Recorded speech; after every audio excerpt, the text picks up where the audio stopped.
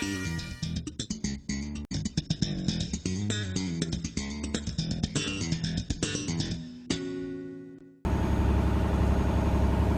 morning. Just left Lund Harbour and we're headed north into Desolation Sound proper. We'll probably spend the evening tonight at Prito Haven, which is a well-known hotspot for moorage.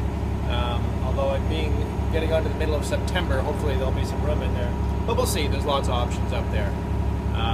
What we still have though is intense smoke and possibly fog.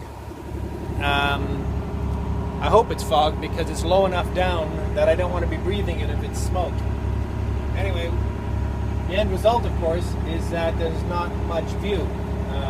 It's pleasant enough, but apparently as we go around the corner up here, turning right into the sound proper, there's some fabulous snow-capped mountains, which we won't see this time.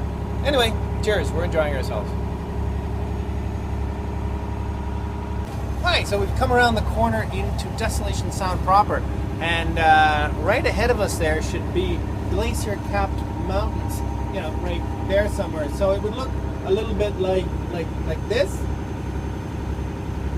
if it wasn't so smoky.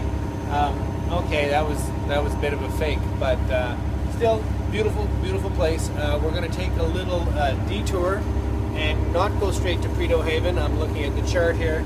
We're going to be into Pendrell Bay to have a look in there to see if that's a suitable anchorage. Anyway, we'll show you all about it shortly.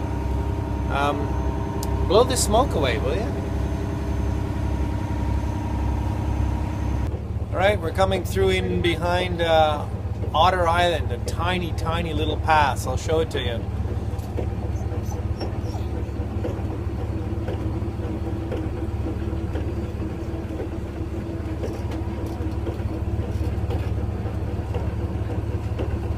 Just a little gap in the rocks. It's really amazing. Into another little anchorage out here.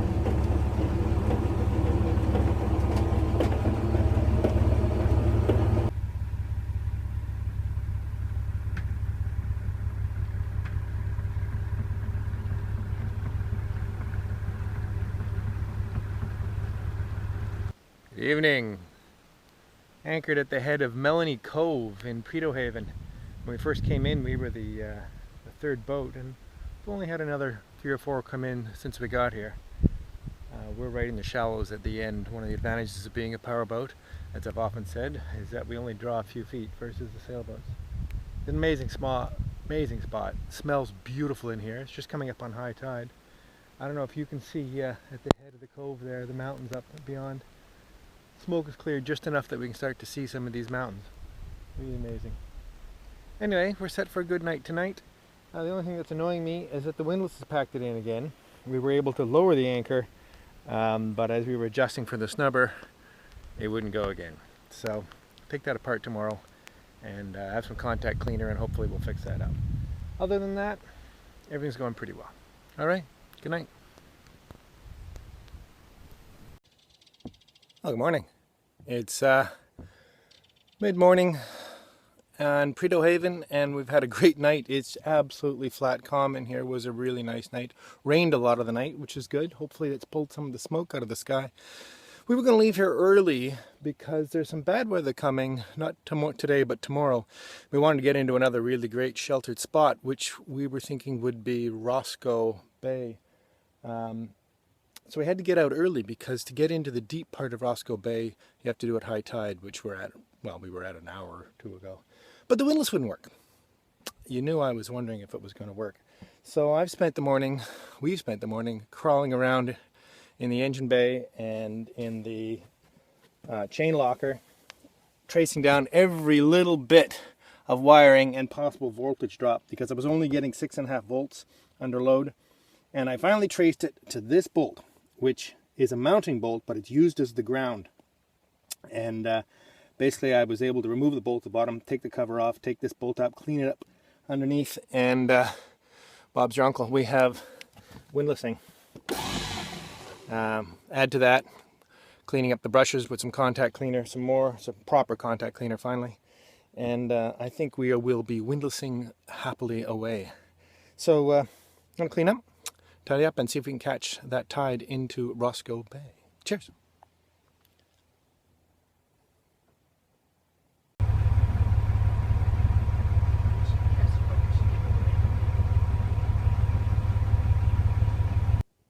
Well, we're in Roscoe Bay, probably the last boat to get in. That little gap way up there is only about a foot or two of water under the keel at this tide. The tide is dropping, so the door is effectively closed now. We can't leave now until the next high tide, which is either around 8 o'clock tonight or 8 o'clock tomorrow morning.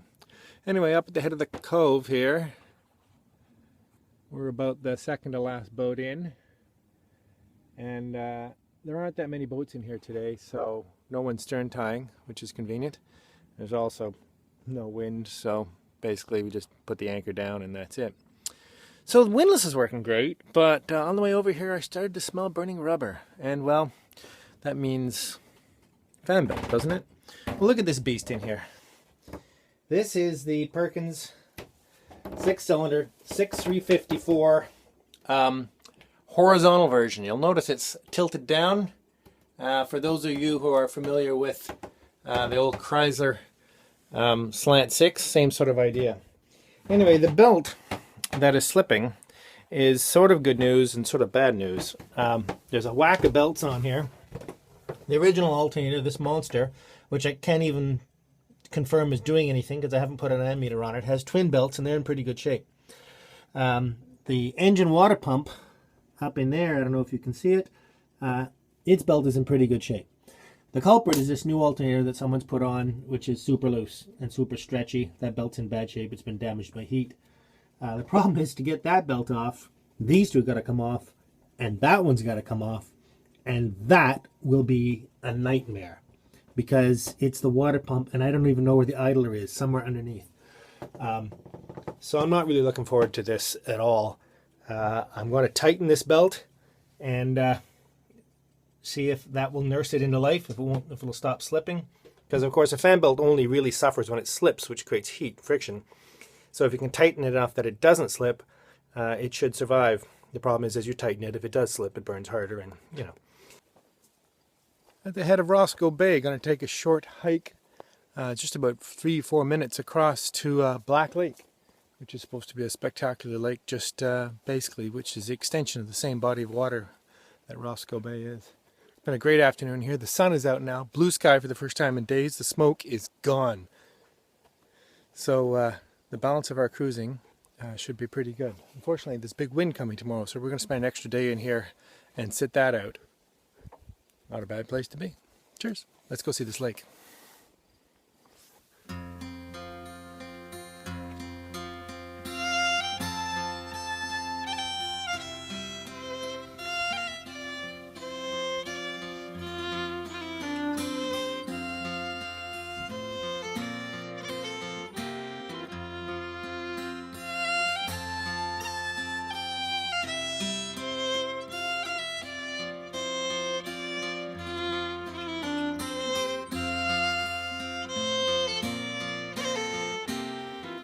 I really just have to whisper. It's so quiet here. I don't think anyone speaks in full voices in this cove. I've never heard a single voice. Amazing evening. It's like a watercolor. Gorgeous.